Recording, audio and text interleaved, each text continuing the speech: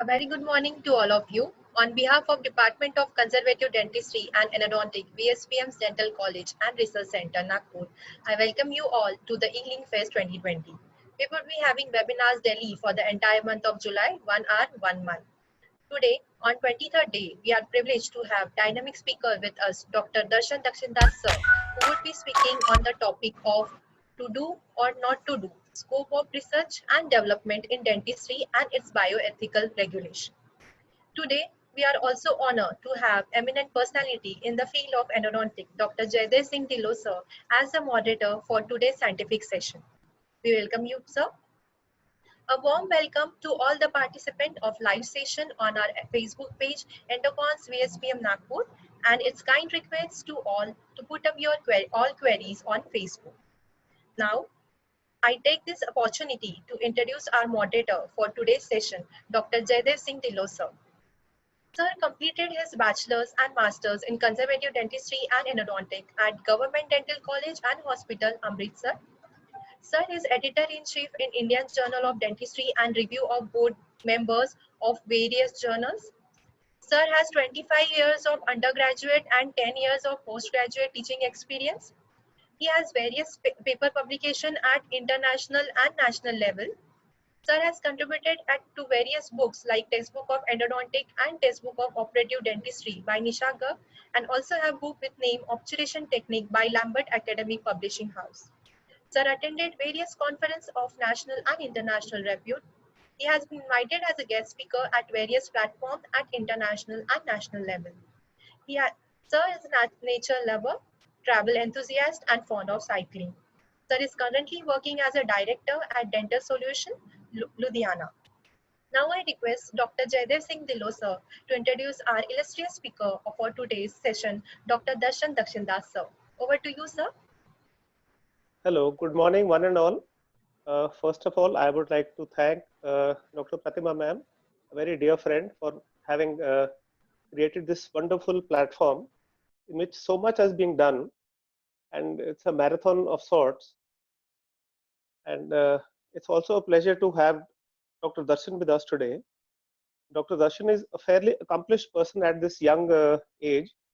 He did his BDS from SPDC Varda in 2000, his MDS from GDC Nagpur in 2007, and since then he has been associated with GDC Nagpur in various capacities as assistant professor, associate professor, PG guide, and member of the ethical committee. To add many more feathers to his cap, he is also an honorable member of Dental Council of India, Senate member of NUHS, member of the Board of Studies, BDS, member of the Students Welfare Association, member of the Biomedical Engineering Forum, and has published a number of articles in national and international journals. He is a co-investigator in one of the publications funded by the DST. He is a regular speaker at IDA and national conferences, and I liked what he has been awarded for the best national speaker for an article titled Unifying Divisions, Management of Fractured Roots. We have much to learn from him today. All the best, Dr. Darshan. It's over to you now.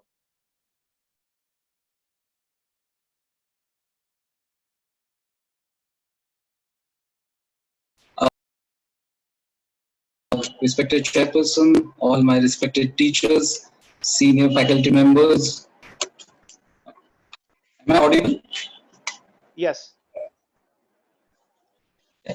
Very audible. So, a very, very good morning to chairperson, sir, respected teachers, respected senior faculties, senior practitioners, my colleagues, all my dear students, the postgraduates, the interns, the undergraduate students.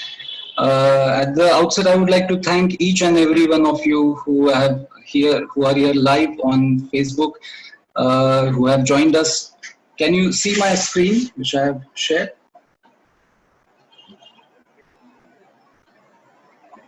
Can you see the screen, sir? No, sir. Is the screen?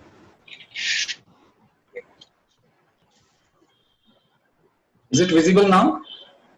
No, sir. You have to share your screen. Yeah.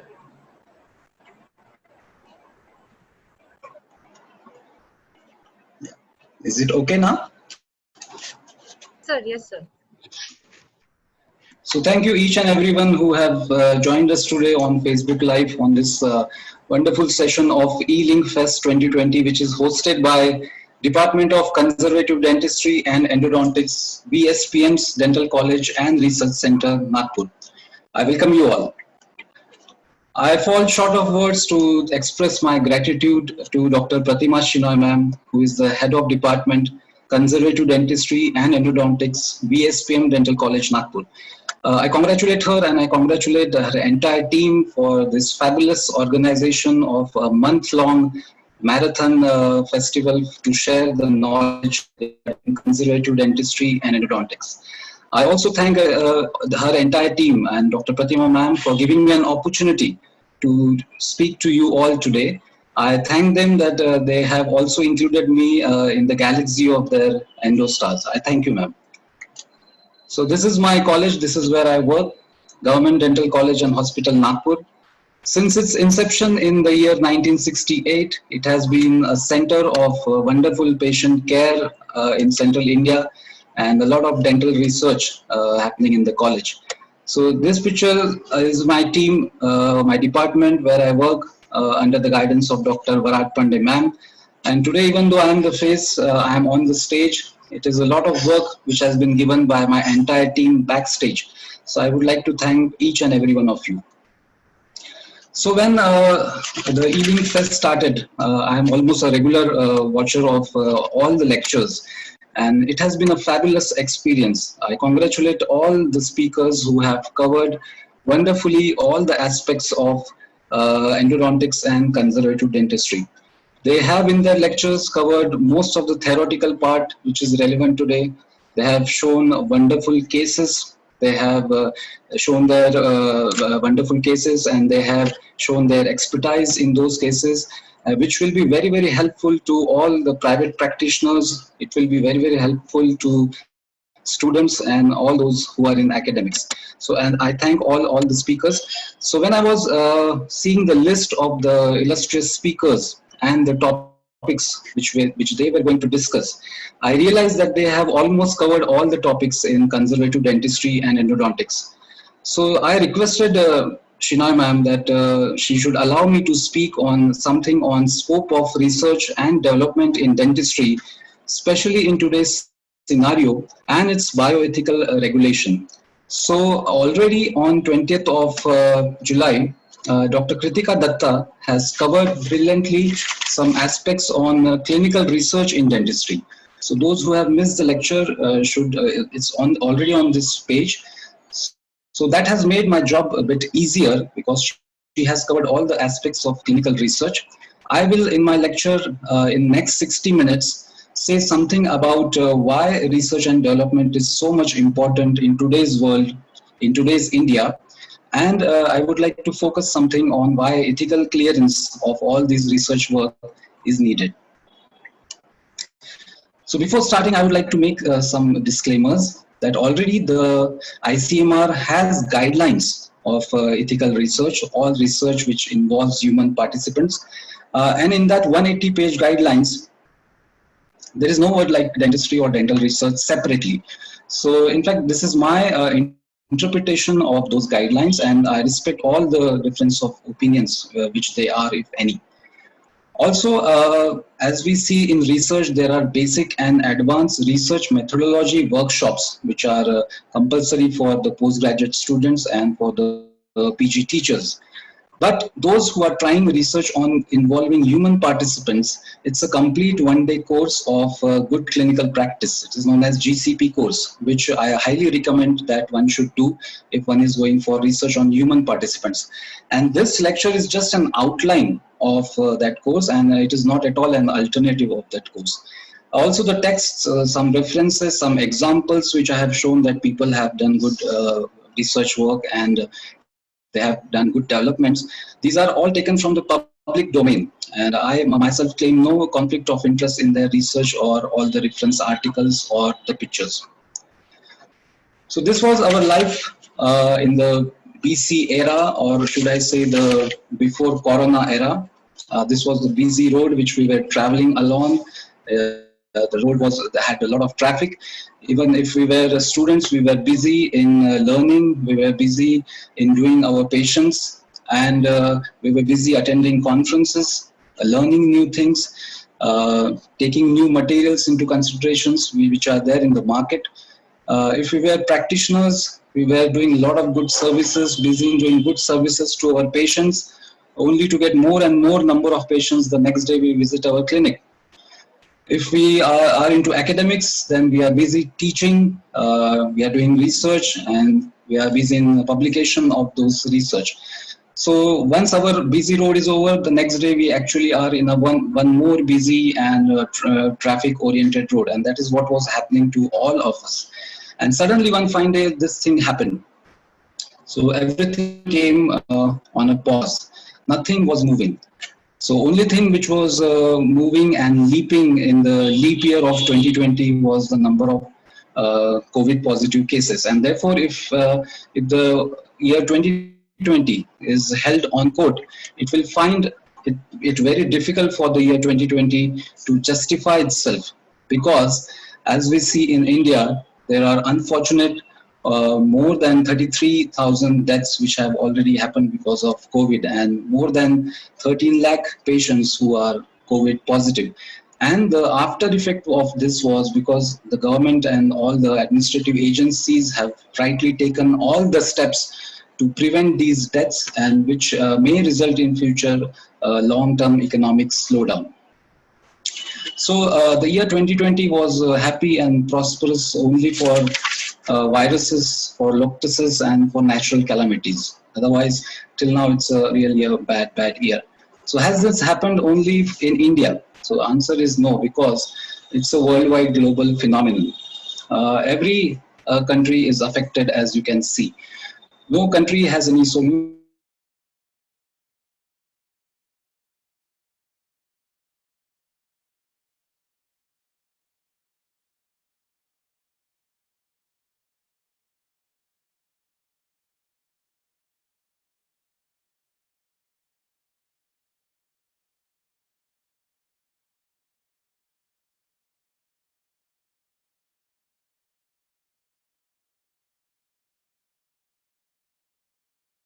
This, is it good for India or not?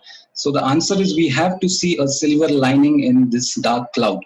It is actually an opportunity for a country like India, which is a developing country. Why it is so? Let me explain by giving a simple example.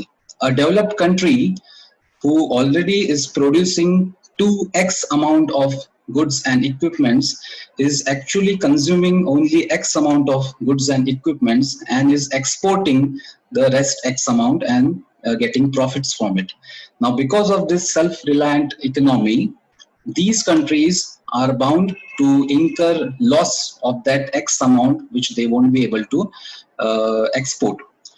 Now, in India, where the production level has not yet reached to its maximum level, here we and our governments, they see it as a big opportunity, because in India, the consumption was 2x, whereas the production of the material was only X. And therefore, what we see in future is that we have a scope of production of X amount of material. So what has dentistry to do with it? What as a dental fraternity we have to look in this picture? So in dentistry, the actual amount is not X. Actual amount is much bigger than it. If we see dentistry, almost 85% of our equipments, of our materials are actually imported from other countries.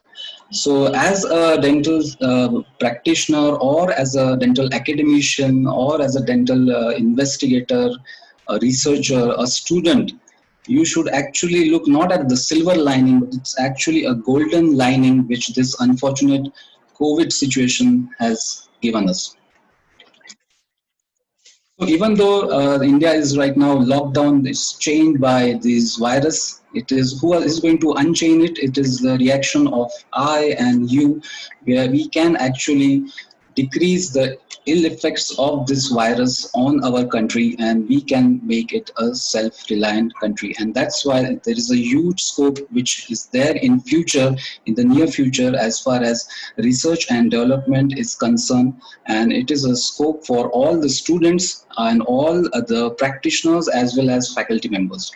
And that is why you see that since past 3-4 months there has been a push in the economy. If you see newspapers and news channels everywhere, the government is supporting. Okay, we are not alone here. The government is actually really supporting by this clarion calls of vocal for local or self-reliant India and MSMEs. As you know, in last month only, dentistry has been involved in the MSMEs. So why all these things happening right now?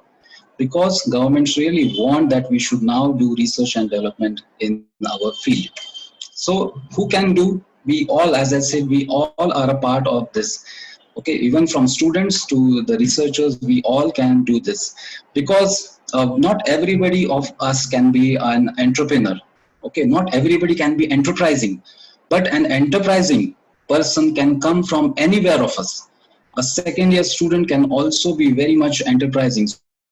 The fraternity we have to do is we have to encourage them so that they really work on the research which we have done.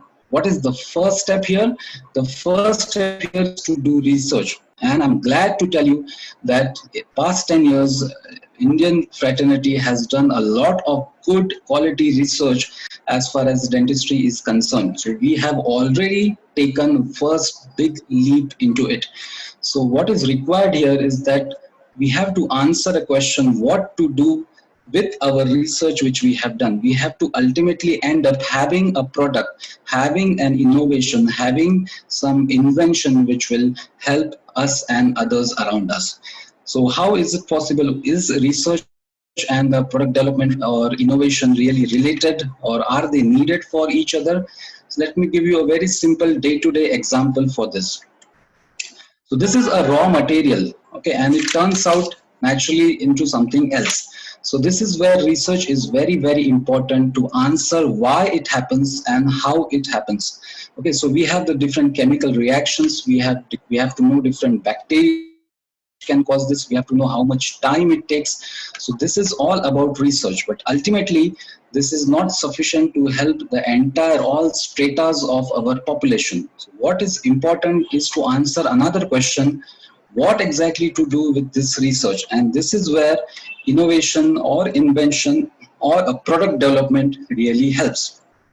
Innovation product development helps our research, our raw material, to reach all sections of the society and cause them benefit and cause them happiness. So this is the entire circle which I am talking about, and it's not a rocket science. It is, if you go to YouTube and Google this why, how, and what golden circle promoted by Simon Sinek, it's available in YouTube.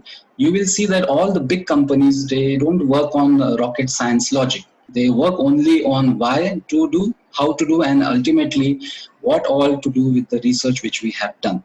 So we are already crossing why and how. We have to take just one step ahead and we have to answer what to do with our research. And why we are talking about these things today, why the topic is selected today, because it has been already proved, and I'm just giving you an article which says that overall the government, whenever the economy is down, the government becomes more and more interested, all the governments becomes interested in their investment in not only research, but they ask for development and innovation. In other words, government is going to give a big boost. As you see, you have seen in news and you have seen in the channels that government is ready to give a lot of boost to infrastructure which are helping production, which are helping development. And that is why I prefer to talk on this topic today. And therefore, we see that overall throughout the world, the best of the universities, the best of the companies, they have research and development unit as a Siamese twins. They don't separate these units. There is no research unit for Mercedes. Okay, it's a research and development unit for big universities also. The top end universities have a research and development unit. We have seen it in dentistry. Just to give some examples, if you say who has researched and developed MTA, so it's the Loma Linda University which did it. And who has researched and developed nitinol, so it's the US naval agencies which did it. So these are Siamese twins which cannot be separated. Why it cannot be separated? Because they are dependent on each other. Robust development is dependent on extremely high level good research. But research just for the sake of research is futile. Development just for the sake of development is extremely risky to humankind. So therefore, they should be taken into consideration together. And that is why when now we say the terminology has changed. Now, if you ask me, do I have to do research? So my answer will be no. What I exactly am watching and I want to do is I want to do responsible research and innovation. My research should be a responsible research. It may or may not go into an innovation. So that's a new terminology which we should start using when we are doing research. Just to give you an example, like when COVID came, it was new, and what we wanted to know is why and how it is happening. So in the month of 4 months, you will be surprised to know that there are more than 18,000 research papers on COVID. So that is a good lot of research which is happening. But now today, what every morning we see in the newspaper is we want some medicine or we want some vaccine to be innovated. So people are trying this responsible research innovation to get a vaccine or a medicine made against COVID. And what is the base of this? It's a rock solid research. So they are totally dependent on each other. So has the government of India and the state governments taken cognizance of this? So yes, it has. As you must have seen that from this year, NIRF rankings are compulsory for all the colleges, even all dental colleges, because they are going to see, if you see on the screen, there are many, 15 marks are there on the number of patents and number of innovations which are happening in your college, in your institute. Because now the government wants to have all the data that which area, which college is making use of all these research and innovation facilities. So government has also taken a good cognizance of all these factors. So now that we know our target, that why research and development is so lucrative in today's scenario, we may start aiming it, but just to warn you that there are certain hurdles which I may like to enumerate, and I'll also try to tell how to overcome them. So these some hurdles are limited motivation, no teamwork, lack of technical support. Is just some our research is sometimes very unfeasible. Then there are some hazy intellectual property laws, and almost this is the common reason, this is a common expected hurdle, that funds are always insufficient. So let's take it one by one. What is the problem and how can it be overcome? So as you know, all the Apex different institutes, they have always tried promoting research, and that is the reason, as I said, that in past 10 years there has been a good research which is happening in dentistry. Therefore we see that a lot of Indian dentists, they have a lot of good publications in national and international reputed journals.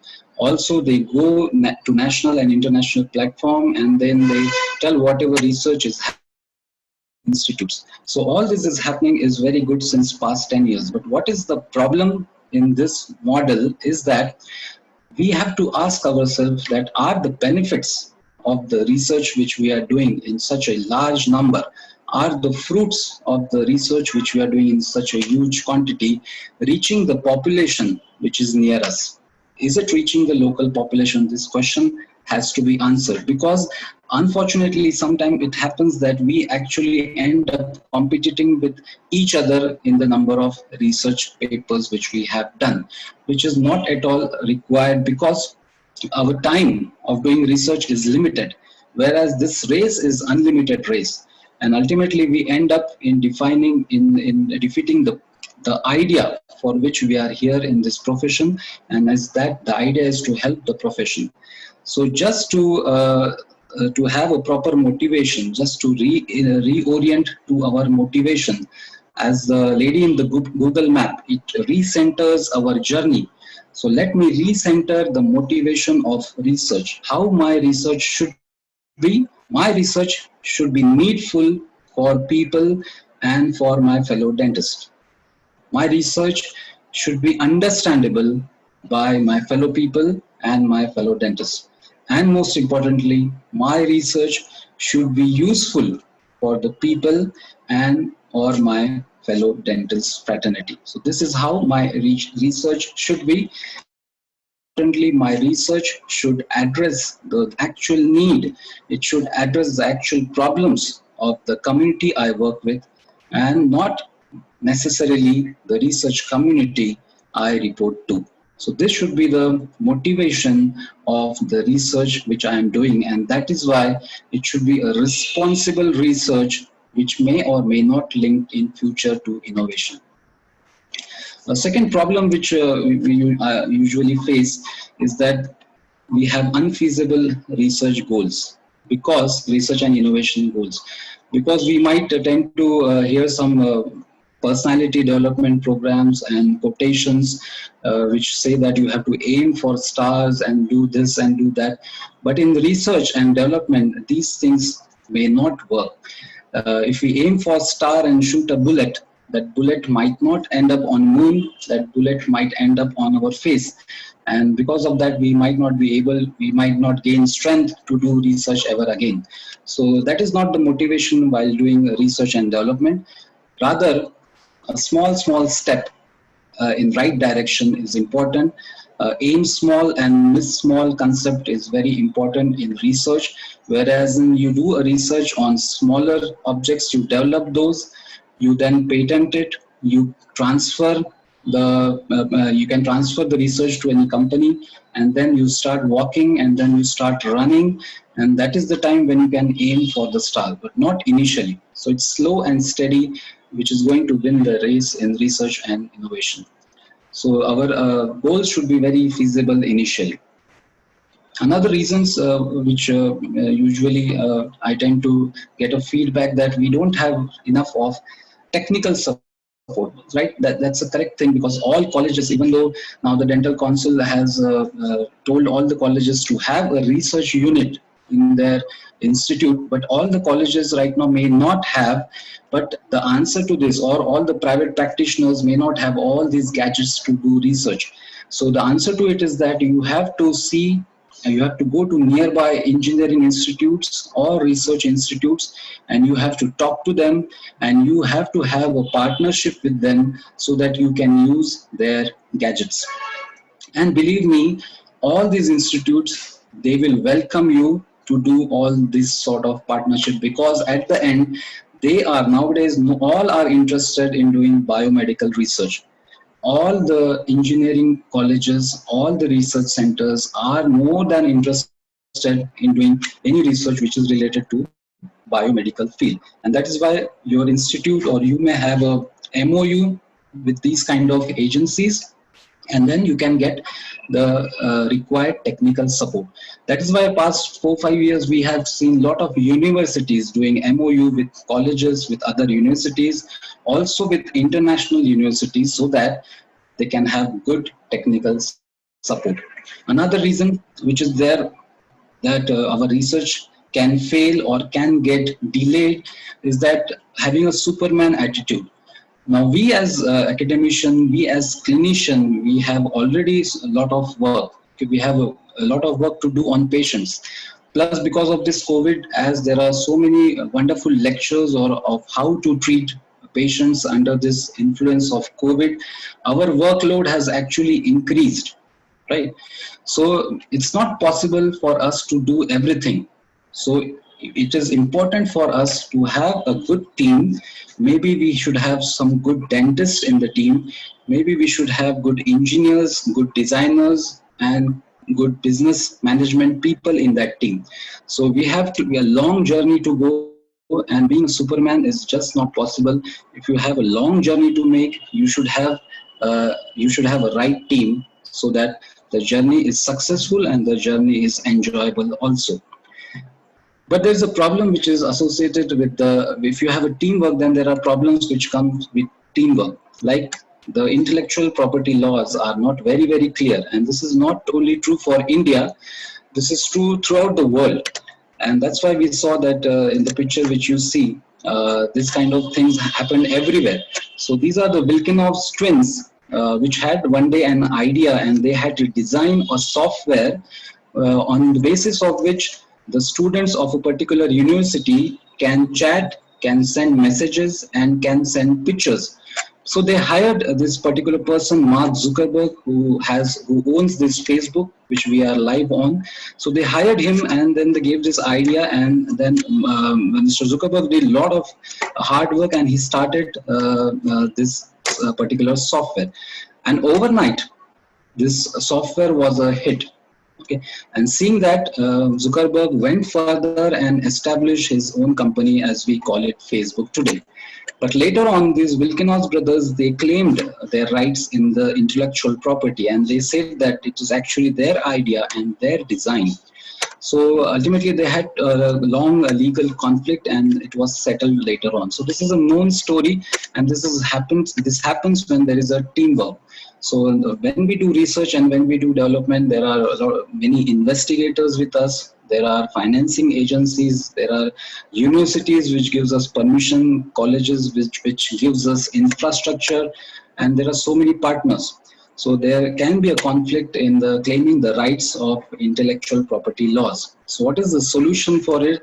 Is a very good patent lawyer can patent your research and your development very early, and in those patent claims there can be a clear-cut distinctions of rights of each and every agencies made already on paper, so that in future there is no conflict amongst yourself, amongst your team. Last and important thing which everybody claims is a big problem for doing research in India is the paucity, the lack of funds.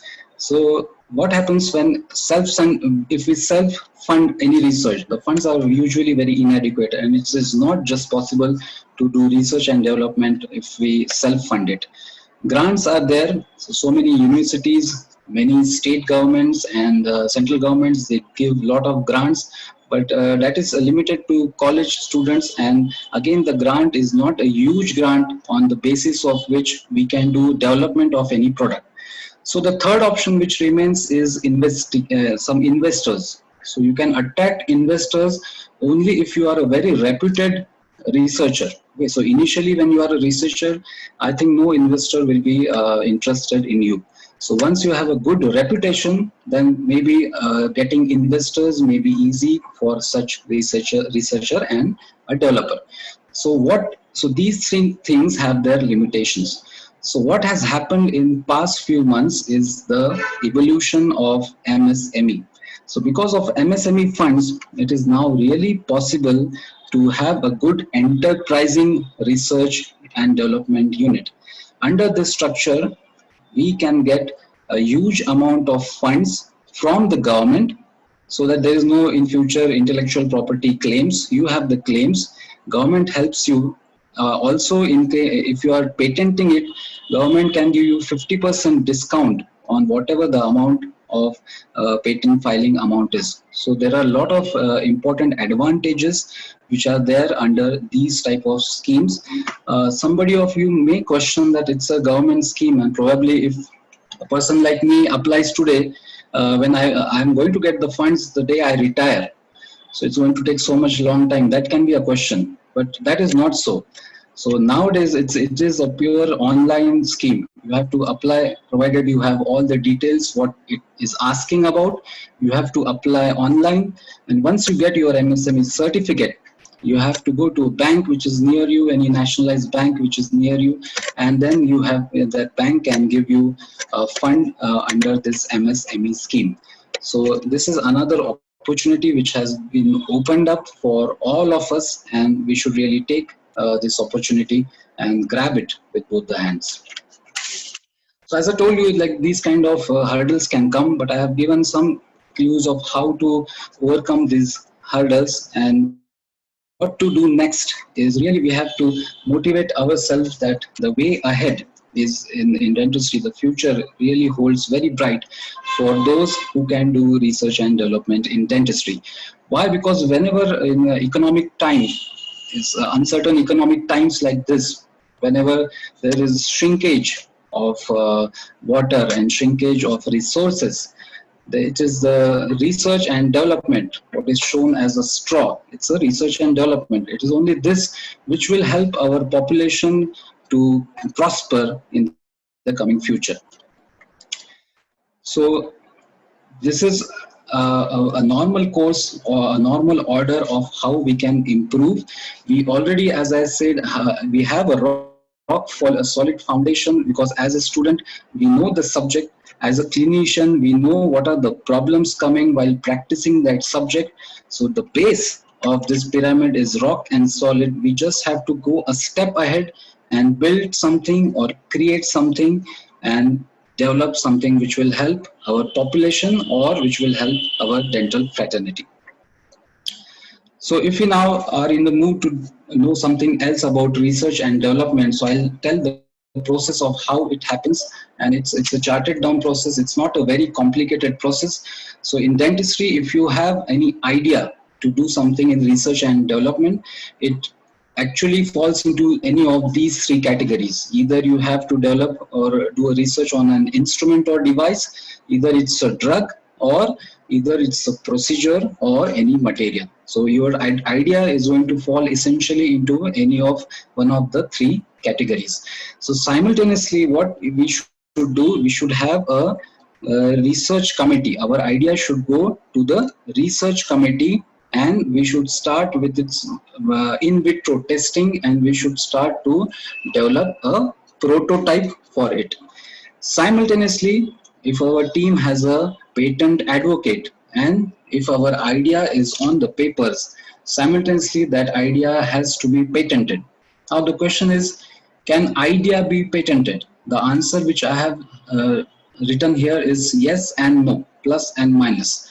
Why? Because if I'm having just an idea, like for example, I want to have a vaccine against dental caries. So it's an idea, and if I don't work on that idea, and if I sit idle, and one fine day, when there is a company which is producing a dental vaccine, a caries vaccine, and I claim that, oh, it was my idea, and give me my rights in your intellectual property.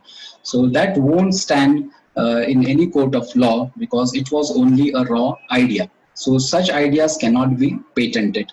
But if I have an idea of caries vaccine, if I work on it, if I have the design of that vaccine, if I have the chemical formula of the vaccine, and if I have a prototype of the vaccine, and even if I fail to produce the final product, if someone else has, and if I patent it, and if I don't produce the product, if someone else copies the product and produces it, then I will have the claim on that product, on some rights on the intellectual property, because the idea was developed also by me. So once your idea is in developmental mode, you have to patent it to avoid future claims. And after that, if your research is completed in vitro testing, in any other field, the next step, if you get all the clearance and if you get good results, the next step is to go for production, marketing, and continuous upgradation. But this is not happening in medical and dental field, and that is why there is a scope of research and development in dental field. Why? Let me explain. So if this had been a mobile or this had been a TV, they would not have want us to be a part of this particular system. They would have just researched it and they would have started marketing and producing it. But this being applicable for humans, it is compulsory for all these companies to go for a clinical study, or if it is a drug, to go for a clinical trial.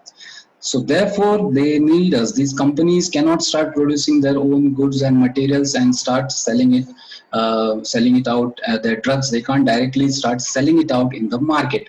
They need us, and this is happening in medical field. If you must have seen, there are clinical trials of medical drugs and devices. In fact, many dentists are a part of that clinical trial system.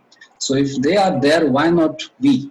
So if we do quality research and development, we can be a part of this system, because these companies, they need dentists to do clinical or clinical studies in future. Now, to avoid any complications, because involving humans as a part of our study, to prevent any complications, we have a committee which is known as ethics committee, or institutional ethics committee, or institutional review board, or I will just mention EC. We have an EC which will act not as a speed breaker. Now some people have, there are complaints that this EC just acts as a speed breaker between our idea and final production. So EC doesn't act as a speed breaker. It actually acts as a brake in your vehicle. So what is the role of brake? It has two roles. One role is to avoid accidents, and another role of brake is to actually increase your speed. So EC does exactly that. It prevents accidents on participants. It sees that no participant is given injustice, is harmed by the research, but it actually facilitates, it increases the speed of this research. An example, you are watching every day that COVID vaccines are being developed at a very fast speed. Why? Because they get proper ethical guidelines, and therefore the speed is increased. Contrary to it, if any drug, as we have seen in last month, there was an Indian drug which claimed that it acts against COVID. The next day itself, the government had to warn that company, and the next day itself, the drug was taken out of the market, because they didn't do any clinical trial and they didn't go through the ethics committee, and they directly started marketing the drug. So it is not possible now, and that is the role of ethics committee.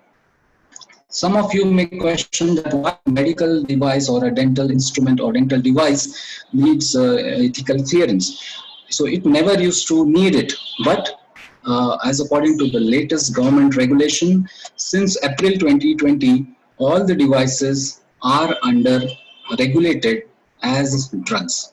So all devices, these are the classes of devices which are given, can be a low risk to high risk device.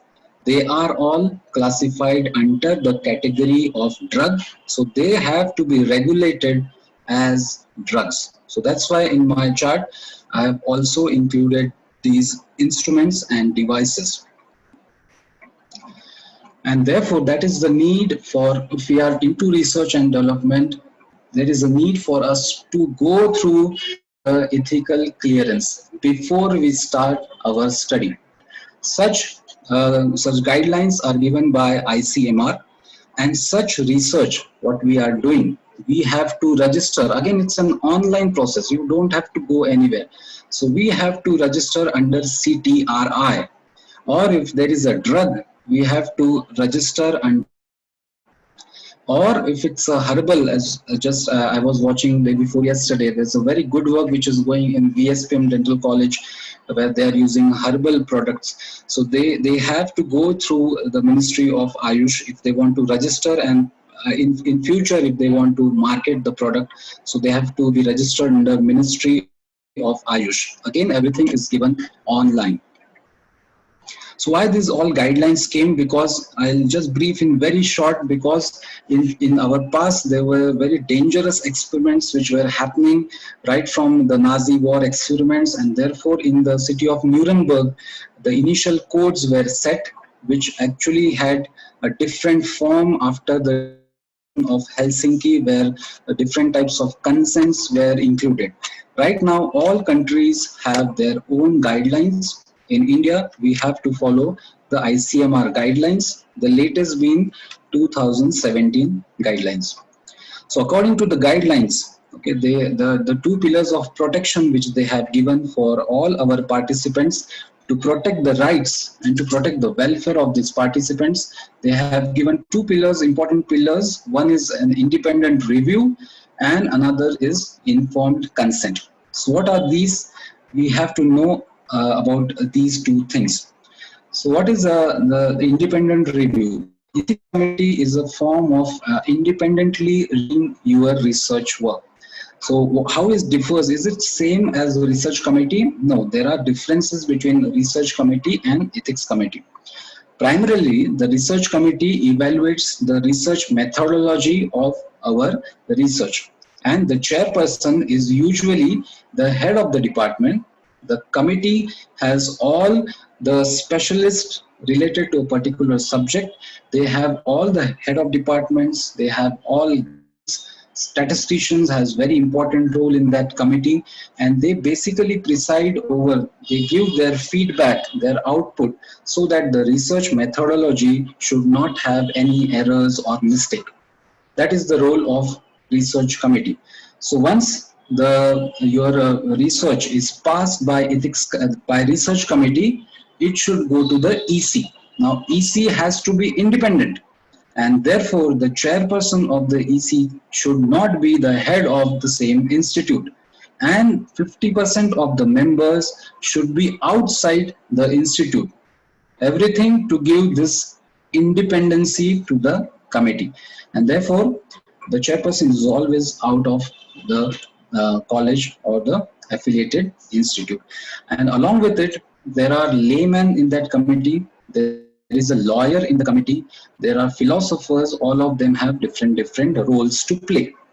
But the statement is that without review from ethics committee and its clearance, you cannot start to conduct any study if you are using it as a on human participants. So EC review is a must.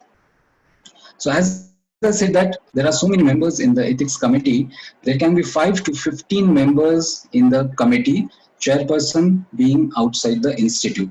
Now the role of clinician and basic medical scientist is to review the methodology if there is any problem in the methodology. The layperson can weigh the risks and benefits of the research, whether the research is actually beneficial to a layman or is it actually risky to a layman is considered by the layperson. Legal expert will check and will guide you all about the patent laws. If there are any MOUs, so all these things will be taken care by the legal expert. Any religious problems, any other problems related to age and other social problems will be getting feedback by a philosopher or social scientist. So this committee is from 5 to 15 group of people, but the quorum of it is 5. So minimum 5 requirement is must for the EC to function. So why we should know this? Because we get a report from EC. So once our research and development work is over, we might send it for publication, where now an EC report, EC clearance report is must. Or we can send it for production, where again EC report is must. So if there are any flaws in the EC report, then this publication or this production can stand rejected. Therefore, we should analyze our report whether it is accurate or not. So there are some examples when the report will have some mistakes, like this report where the chairperson is the head of the institution. So such kind of report will be discarded by any reputed journal. Another problem which can have is that in this report, what is the problem is that this is not an independent review committee, because majority are from the same XYZ dental college. So majority is from the same college. So this is not a independent review again to be rejected. Now here everything is okay, but the quorum is not maintained. 5 should be a quorum for a full committee review. So again this stands rejected. Now here the problem is the doctor who is a researcher, who is the investigator, he himself is in that committee. So if he is in the committee, he cannot be a researcher. If he is a researcher, then that doctor has to be replaced by another one. Another temporary person can replace. So that's not a problem. But the same name should not appear in the committee because of conflicts of interest. So again, this will be rejected. So this is a sample where the quorum has also been maintained and the independent review has been maintained.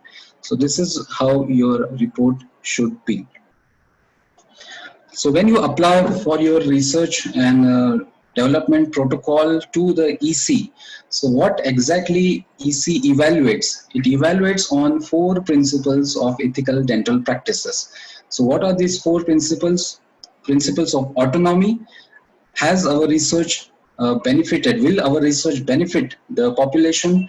Will it give justice to all the participants? And the final one, will it cause any harm to any of the participant or not? So these 4 basic principles the EC is going to evaluate.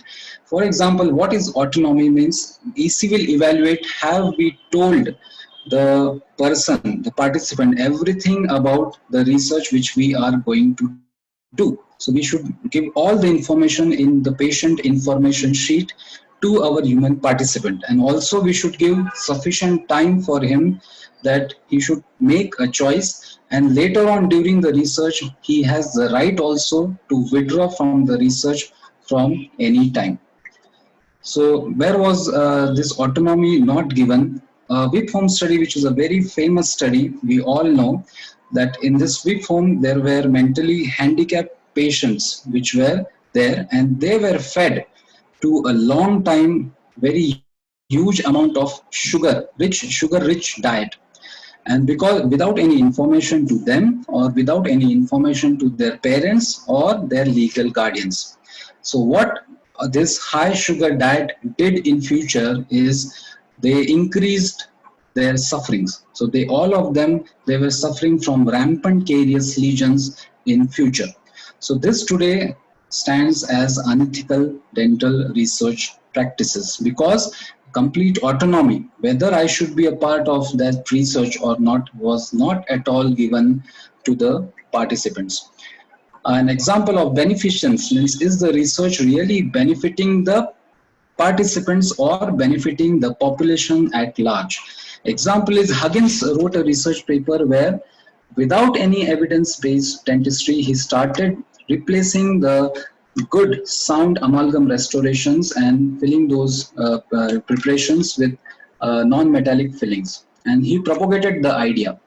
Soon there were millions of restorations in America which were replaced, sound restorations which were replaced by non-metallic restorations, actually not doing any benefit to the participants or to the population.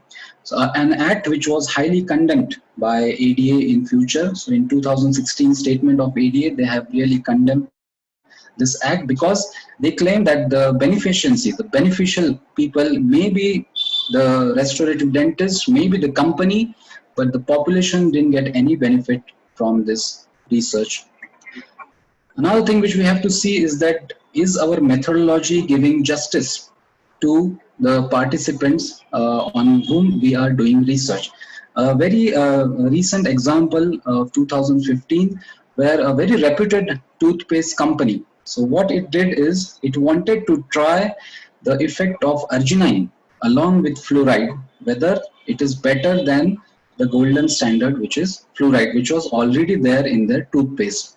So to do so, they started doing a research where they grouped the participants into 3 groups, where the third group, in the toothpaste, there was neither fluoride nor there was any arginine. So all these children were, for the complete duration of the research, were using toothpaste which was actually a placebo. So the problem with this is it is not doing justice to the participants, because it is a rule in research that if we have a golden standard, we don't need to compare it with a group which is a placebo, because it will ultimately harm the children.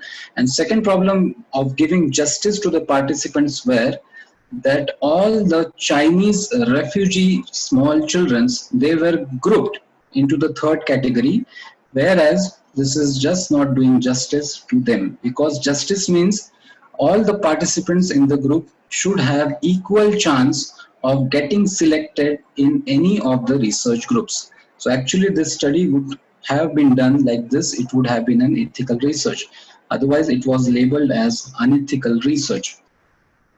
Last thing which they evaluate, the EC evaluates, is whether we are going to do any harm, if there is any potential of harm, or if there is some potential of harm, have we taken positive steps to prevent the harm which our research can cause to the participants. An example is there was a water fluoridation research where the company, the management wanted to evaluate the digestion of fluoride in children's and individuals. So what they did is they used a radioactive fluoride isotope, which was highly non-ethical because it had the potency to cause harm, and neither did the administrative agency did any positive steps to prevent this harm. So again, that is an example of non-ethical research.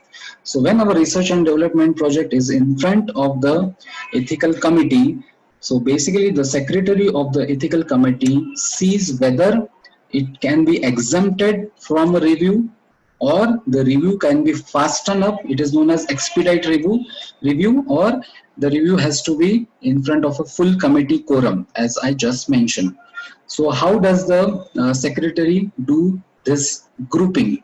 So he does the grouping because he compares your study with a minimal risk study. What is a minimal risk? Minimal risk is the probability and magnitude of harm or discomfort ordinarily encountered in day-to-day life or routine diagnostic methods. So that is the definition of minimum risk. Now, if a research which we have placed in front of ethics committee is showing less than minimum risk, like if we are taking the anonymous data for meta-analysis or for systemic analysis from the available data which is there in public domain, so that obviously is less than minimum risk. So such research can be exempted from review, and you can get directly certificate that your research is exempted and you carry on your research. So every research has to be applied to ethics committee, but without review also you can get a certificate if your research carries less than minimum risk. Minimal risk is routine taking x-rays, taking samples of urine, saliva. In this case, the risk is very minimum because it is non-invasive procedure. So in that case, the secretary will subject such research to expedite committee, means that is a 3-member committee. So you will get a very immediate reply, and if your research is okay, if it is cleared, you will get immediate certificate, and then you can start carry on your research. But if the research is a low risk or high risk, then as full committee which we just mentioned, they will evaluate what exactly we are doing, and we are following all the 4 principles of the ethics or not, ethical guidelines or not. So what about the reviews, the online reviews and the systematic reviews? So what about that? So they also have to be subjected to ethics committee clearance. Why? Because as I have shared on screen, that systematic review where the data is anonymous, then these reviews are exempted. Okay, the secretary of the committee will exempt the review and he will give you direct clearance. But there are certain questionnaire studies also which poses certain risks. Like what? Like there are 2 studies. If in one study, if I have to evaluate the number of dentists which are involved in swab collection in COVID, I just have to evaluate the number of dentists. Okay, so I am not at all interested in their personal details. So such study poses less than minimal risk, and if I apply such study to the ethics committee, it's quite possible that the secretary will give exemption for review, and I can get the clearance and I can start with the study. But if I do a study where I want the phone numbers, the mail IDs, the addresses, the college affiliations of such dentists, if I want their personal details, then such research will be evaluated further. It won't be rejected, but it will be evaluated, and the questions will be asked that why do you want all these things? If it is for a good cause, then the full committee will grant me permission. But if there is some hazy structure there, then the full committee won't grant me the permission and will try to change the questionnaire, change the clauses in the study. So sensitive personal information has to go to a full committee review. And also, if the questions which are asked is personal and sensitive, then also what we need is the consent from the participants. So this is about an independent review. And another thing which the guidelines give to the patient is the information. They give information. So what was happening earlier, we all know this very famous study. It is known as Hopewood House study. So what they did in Hopewood House is that they gave these students in an institutionalized house in Australia a diet which is free of sugar and high in proteins. They also saw that these children, they don't maintain their oral hygiene and they don't have any dentist checkups. So after 10 years, they were comparing these children, the caries indices in these children with non-institutionalized children in Australia. So after a few years, they saw the results came and they concluded that these children, they have lesser amount of caries index. But what happened later on in their future life, that they had sharp rise. These children, when they left the institution, they had sharp rise in rampant caries because of their poor oral hygiene. So the problem was that none of the parents or none of the guardians or legally acceptable representatives of these children were knowing about this study, and therefore today this stands as unethical dental research. So therefore an informed consent document is must if we are doing studies involving human participants. So what is that? It is a process for voluntarily confirming the willingness of the participants for a particular trial, and after being informed everything. So basically informed consent involves two important documents. One is the patient information sheet and other is the consent document. So what precautions we have to take in patient information sheet? We have to provide all the details of the research which we are doing in the simplest of language which is understood by the patient, and we have to give that patient adequate time to decide. So those details are there in patient information sheet.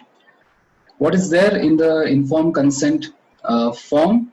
The first thing which is very important in that informed consent form is that it mentions that this is a research where you are participating. Otherwise, patients may get confused that this is the normal form which is filled in any dental clinic or any college. So that normal OPD form should be different, and consent form should clearly mention that you are participating in a research.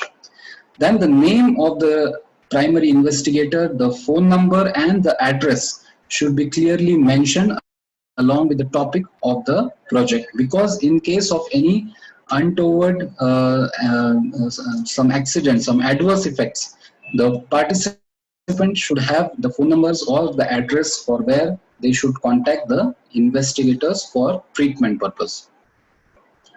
Then important thing is it should mention the time which is required for the entire research to get over. 3 months, 6 months, 18 months, the time should be clearly mentioned along with any potential risk if the study is having, along with the benefits which the participants are going to get.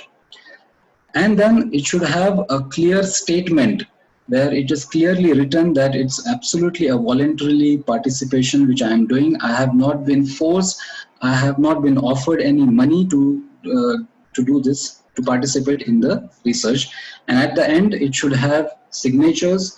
If the participant is illiterate, then a thumb impression and the signature of the guardian or the legal acceptable representative can sign in this signature form.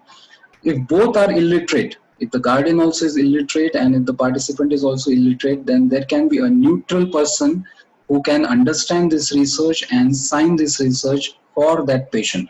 But signature is important. So this is how your informed consent form should be along with the patient information sheet. So you should have 2 copies of it. The original copy of both the sheets you should take with yourself. the photocopy should be given to the patient. Last thing what we have to know is there are certain vulnerable populations on which we can do research, but there are certain problems which can happen in this vulnerable population. What is the definition of vulnerable population? Individuals who are relatively or absolutely incapable of protecting their own interests are defined as vulnerable population. What are the examples of these populations? Small children, pregnant and lactating ladies, then illiterate participants, then poverty, then refugees, then mentally handicapped patients, extremely old age, or patients with having neurological disorders, memory loss, handicapping conditions, jail inmates, or institutionalized people like students, children in school, students, army personnel. They are all institutionalized, and therefore it makes them vulnerable for research. So what to do in vulnerable population?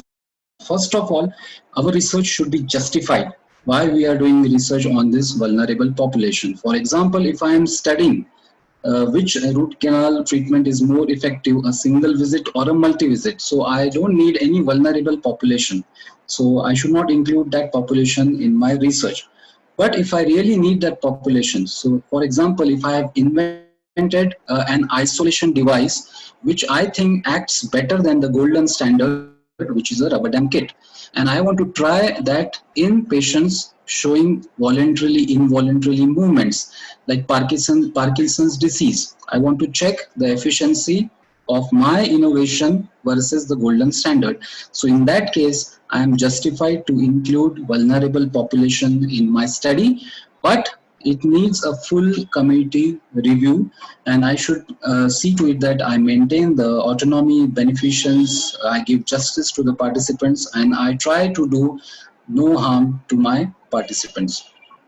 What about children? We can take children if at all required. If that's the necessity of our research and development project, we can take children into the study, provided we have the consent and their assent. Assent has to be taken from the children. Children means 0 to 18 years of age. So if they are till 12 years of age, we have to take oral assent as well as verbal assent. And if they are 12 to 18 years of age, we have to take a written assent from them. Also, the consent will be given by their parents or their guardians or their legally acceptable representatives. So both the documents are very, very important, and the ethics committee will definitely review both these documents, whether you are prepared with these documents or not. And the ethics committee can also time and again, it's not that once the ethics committee has reviewed and passed any project, it won't see you again. It has full authority to time and again review that whether you are continuously taking the consent and assent from any vulnerable population. So if we are doing some research in a school, okay, institutionalized children, we should always tell the head of the school that we are doing it, and the head of the school should give all the necessary documents to the parents or to the legal guardians of these children. That is must. A very good study which has been done, and which you clearly see that this study has taken a written informed consent as well as assent from these students, and this is how it becomes legal and it is passed by any ethics committee. Also, they have excluded any physical or mentally challenged people from there because that was not the necessity of their study. So waiver of consent, as I said, that if the data is in your study is not really detailing anything about the participant, it is anonymous, then it really doesn't need any consent, and the secretary only has the right to tell you whether he can give you a waiver of consent or not. So ultimately, when all these things, all your research and development work is reviewed by the committee, it approves it or it rejects it with certain modifications. So you have to do some modifications, and again you have to submit it to the EC for the clearance. Once you get the clearance, then you you can start the study. Simultaneously, you also register your study in CTRI. If it's a drug, you register it in CDSCO. So this is must for future, for your publication or for managing the product marketing and production. These registrations are must. Again, everything is done online. You have to apply for these registrations. All these studies which we are doing on human participants, absolute confidentiality should be maintained. Their pictures, their names, their phone numbers, addresses should not be displayed on any public platform, and it is a must to maintain their confidentiality. So once our research is over, we can publish it, and we can also start, if it is related to some developmental work, we can start its production, or we can transfer the technique to any company which can produce the product. We need not necessarily do it every time. We can just transfer that technique to a company which can carry on the production of that particular product. An unethical practice in publication is these three. If we fabricate the results, okay, if we manipulate the results, then it is an example of unethical publication practices. If we falsify what we are telling in our documents is absolutely what we are doing, there is a mismatch, then there are problems in publication. And plagiarism means we are directly copying the publication without giving any due credit to the person who has actually done the publication. These are three unethical practices which again the research committee has the jurisdiction to tell that these things are unethical. But naming the authors is not under the jurisdiction of ethics committee. Many questions are asked that whose name should be first and whose name should be third. So the EC has nothing to do with it. It's your basically department or your team which can manage that thing. EC won't tell you whose name should be first and whose should be last. A note on research on animal. It's not that this is only for research on human participants. If at all we have to do research on animals, we have to follow all the guidelines on control and supervision of experiments on animals. So these guidelines are all available on net, and we have to follow these guidelines. Nowadays, a new thing in dentistry is tissue engineering, research in stem cell dentistry. So is it regulated by the EC? The answer is no, it is not regulated by EC, because as per the 2017 National Guidelines for Stem Cell Research, before such research coming in front of EC, it should go to the institutional committee stem cell research program. So every college can have this committee where graduate and postgraduate of Department of Biotechnology, these people are involved in that committee, and they see whether the research is ethical or non-ethical.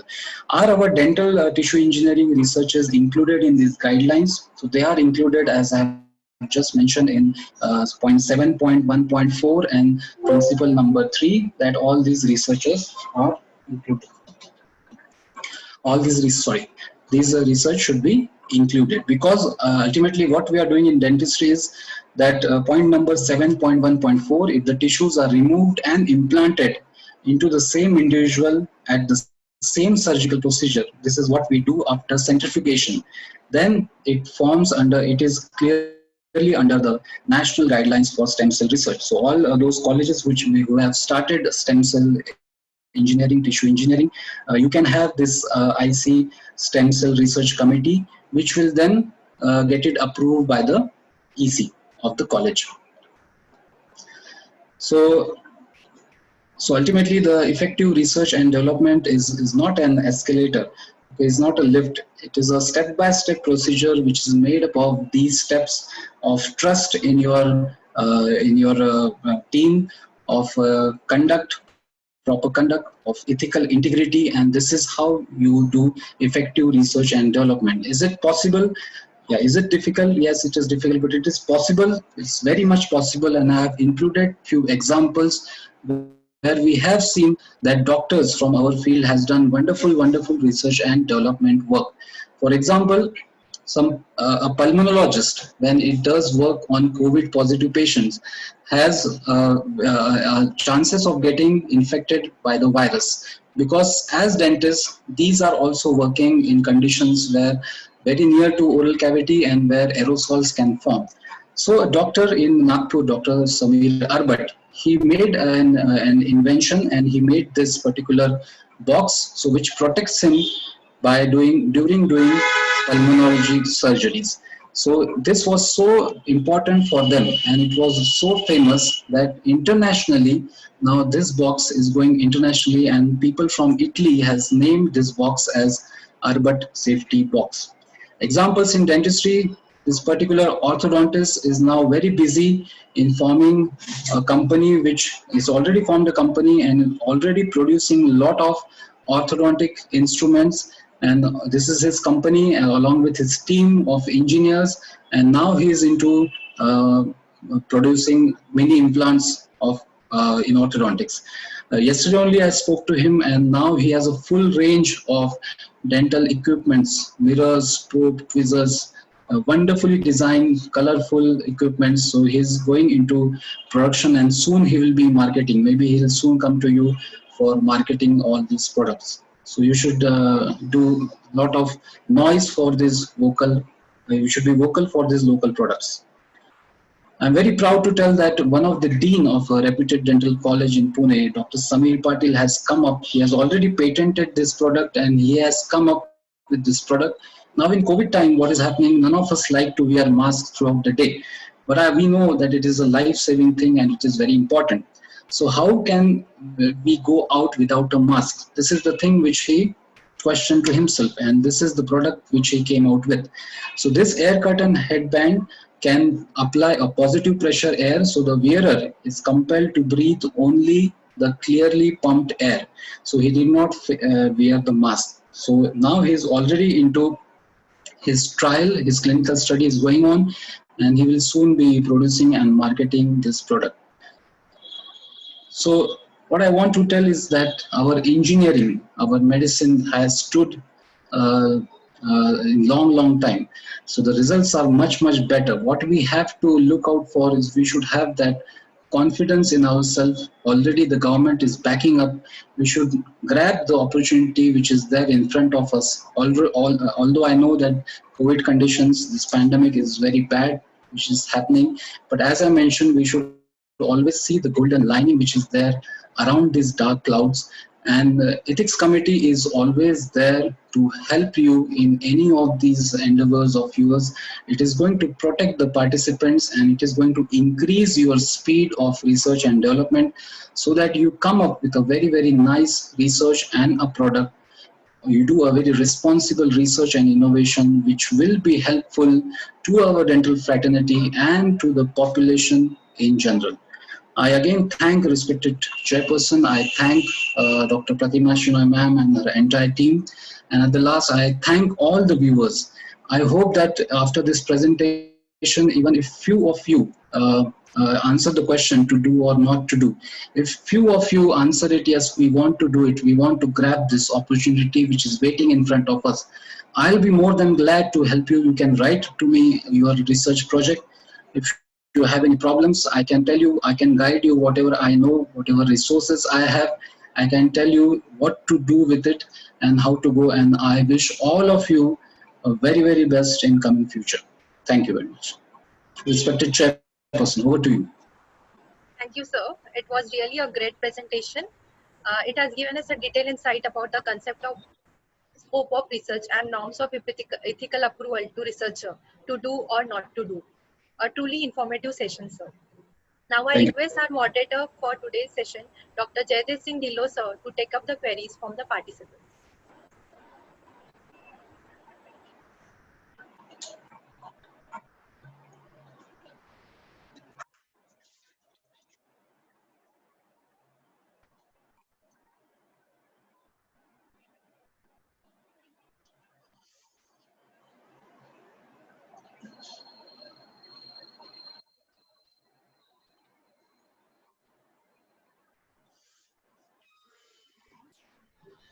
Uh, Over to you, Jaidev, sir.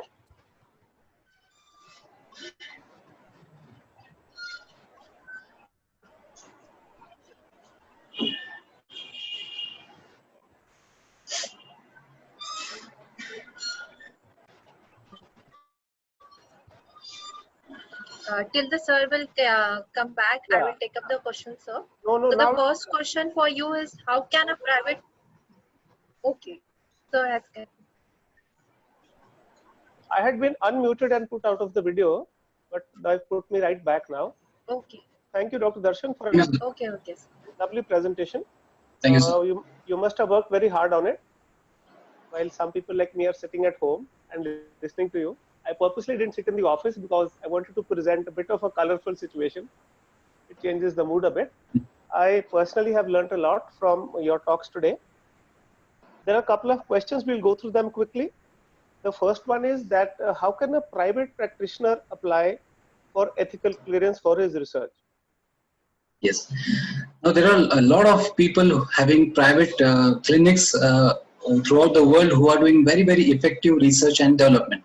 Now the question is, if you're in India, you have a private enterprise, how to do ethical clearance? What is the question? How to do? Yes, ethical clearance for a research project. If you have a project and you want ethical clearance for this, there are three methods for doing so. Now in institutional ethics committee, if the SOP, there are standard operating procedures for institutional ethics committee. In that SOPs, if they have mentioned that they can take research paper from outside the institution also, then you can go to the institute near you, inquire whether they can go, whether they can take these research for ethical clearance, and if it is in their SOP, you can apply in these institutes. If in that SOP it is written that at least one person in the investigating team should be from their college, then you have an option. Either you make one person from that institute. As I said, it's a teamwork. If you need someone from that institute, you can take that person as an investigator in your research and then let that person apply in the ethics committee. If both are not possible, then there are private ethics committees which are there, the list of which you can get online. So they are not related to any institutes. So the important thing which you should check is, are these private ethics committee registered? So you should ask for their registration certificate and then you can apply to them. So there are three options. Right. Okay, then the next question is, I think this is answered already, but since it states that during an in vivo research, after getting the institutional clearance, can we proceed with the protocol before getting the CTRI registration? Yes, it should happen simultaneously. As of now, CTRI registrations are necessary, but also for institutional research, they are necessary. So simultaneously, you should apply, and you can start. You can start with the your clinical trials or clinical tests which you're doing once you get ethical clearance. Right. Next question is there any need for getting ethical approval for patents? No, see, I see. So as I said, patent can be just an idea, okay, Right. which you are working on, and you have reached only a prototype. You don't have the final product, okay. So how can I apply for ethical clearance? Right now, I am into that process, but I can't wait. So another important thing which I would like to inform all the audience is that do not wait for the production of the final product. Otherwise, if someone is watching you and someone grabs your idea, copies your idea and goes to the patent office, and he's the owner of that patent, then no matter how much you work here, when the results will come, he or she will have claim on the benefits of the research and development which you have done. So do not wait till your final product is there for clinical trials. If you have a good idea and if you have worked on it, if either you have a prototype or you have sufficient amount of documentation that you have done a lot of work, then you patent it. Another related question was, what is the process of patent registration? So a detail of, there are workshops, a 5-day workshop is there on patent registration. So this the time which we have is really not sufficient. But I would like to tell that we should actually get a specialist advocate for patent registration, because it's a long process and it needs to be very, very accurate. Number one. Number two is that it's a costly process also. If you want to have an international patent, it costs very much, and that is where the recent role of MSME comes into picture, because so much lakhs and lakhs of amount we cannot invest in patent. So once we are applying for patent, and if we apply for MSME loans, then Government of India is giving at present, to my knowledge, it gives 50% discount on the amount of the patent fees which is there. So good here, and you can apply through MSME. So the cost also decreases, and your documentation is very, very accurate. So that is the process. Approach a patent specialist. There are patent specialists everywhere. Right. Thank you so much. Then another question was on ethical protocol for animal studies. I think that you covered in the second last slide or something. Yeah, the protocols are clearly stated online. Yes. It's a document which you have to read. I think And the question was put it before that slide came up, perhaps. And another question is, what is an MOU? That is just a abbreviation for memorandum of understanding, I guess. MOU is a understanding. See, if my college does an understanding with another engineering college, okay, that we will send a few researchers to you, and then you can conduct you can have a process where we can use your resources. So an MOU has to be there. Otherwise, I can't directly go to any college, because I am in an institute. I can't directly go to any department of any college and start working there. So MOU always helps me. It can it can make the process really fast if we have MOU. Thank you very much, Dr. Darshan. Well, since that answers all the questions, I would just like to add something on my own. Two things that have been stressed today, which many of us maybe are not exposed. Number one, which I was going to say, but Dr. has already taken it up, is that now by the Government of India, we have been declared as MSME, and we can take a lot of benefit from that. All dental clinics are now declared MSMEs, and the process is online and fairly simple. The second thing is that we should look at this time, as correctly said, is that this is a golden lining for dental materials and research. So we should all be, it was a great morale booster that we should all participate and try to do innovative things on our own so that we can get somewhere. Another speaker who speaks very well on globalization and integration is Dr. Harari. He's from Israel, and there's a very nice lecture of his on COVID and his impact. If you find the time, everybody just go through that. He speaks wonderfully on COVID. He has many lectures. Just listen to COVID and its effects. He wants the whole world to integrate and combine to fight COVID and not become compartmentalized like a lot of countries and states are doing. He says that will slow down the process. So we have to cooperate. And all the procedures for research and ethics were definitely very well put. One thing I would like to add is in the consent form, that at least in our state, it is mandatory that the consent form should also be explained in the vernacular language to the patient or the guardian. That is very important. Yes. It should be in patient's language which he understands. Yeah, that is also very important. We have to take care of that. Apart from this, it was a wonderful presentation, and thank you so very much, Dr. Darshan, for creating this presentation. My pleasure, sir. Thank you. Okay, madam, you can take over, please. Thank you once again, Dr. Darshan Dakshindas, sir, our speaker, and Dr. Jaidev Singh Dhillon, sir, our moderator, for becoming a part of this event and making it success. On behalf of Department of Conservative Dentistry and Endodontic, we would like to present a certificate of appreciation to our speaker, Dr. Darshan Dakshindas, sir, and moderator, Dr. Jaidev Singh Dhillon, sir. Once again, thank you, sir. Thank you. It's a kind request to you all to please stay with us for a few more minutes. We are also conducting a masked selfie with mask contest. So kindly send your entries for the same before 29th of July, that is tomorrow. Details are on the screen. These are few entries. So buckle up and send your unique selfies with innovative ideas. Apart from academic activities, we wish to highlight those individuals in our specialty who have enriched their lives with other co-curricular activities We as a specialty have a constellation of endostar in our galaxy.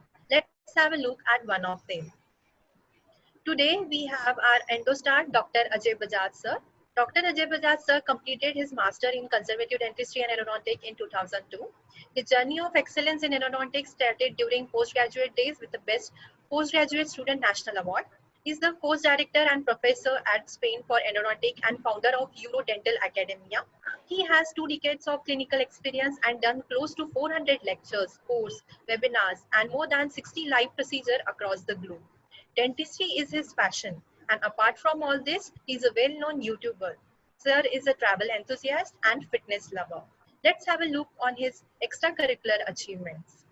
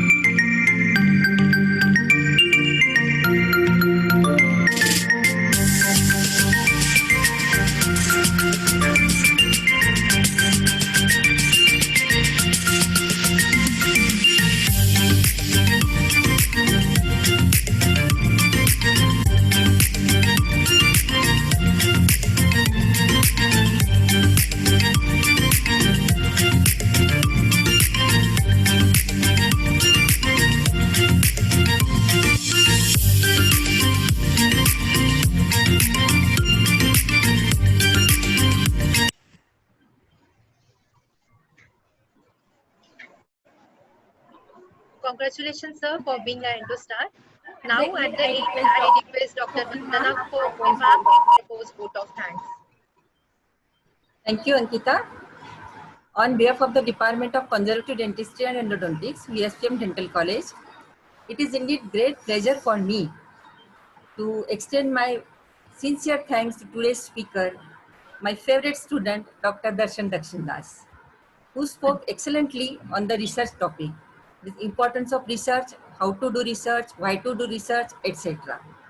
Thank you very much, my dear Dr. Darshan. We are proud of you. Thank you, ma'am. I would also like to extend my heartfelt thanks to today's moderator, Dr. Jaidev Singh Dhillan sir, who took his valuable time from his busy practice and graced today's session. Thank you very much, sir.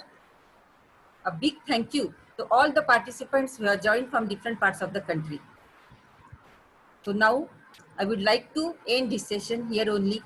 See you tomorrow, same time at 11 a.m. with the new topic, new lecture. Thank you very much, all of you.